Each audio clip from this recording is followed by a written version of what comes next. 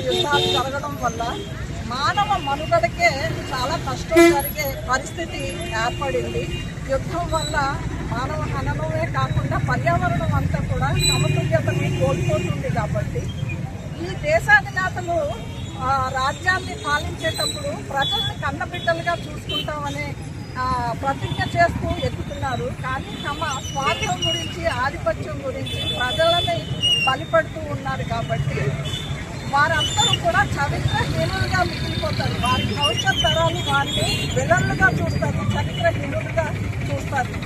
ఇదే యుద్ధాన్ని ఆపడం గురించి గౌతమ బుద్ధుడు 2600 సంవత్సరాల క్రితం తన రాజ్యాన్ని, భార్య బిడ్డల్ని, సమస్త సంపదని వదిలేసి ఆయన ఈ దుఃఖానికి కారణం ఏంటి అనేది కనుక్కొని ఆ దుఃఖ నివారణ మార్గాన్ని, ప్రపంచ శాంతిని ఆయన బయలుపరిచారు.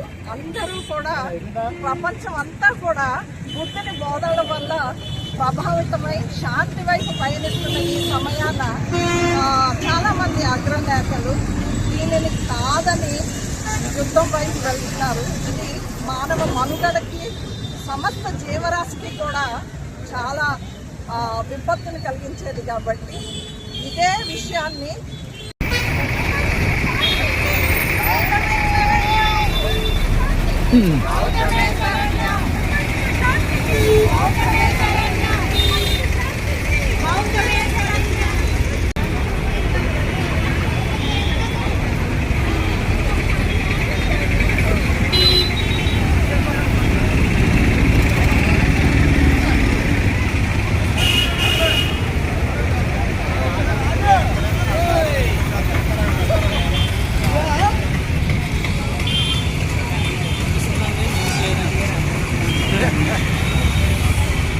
రాజు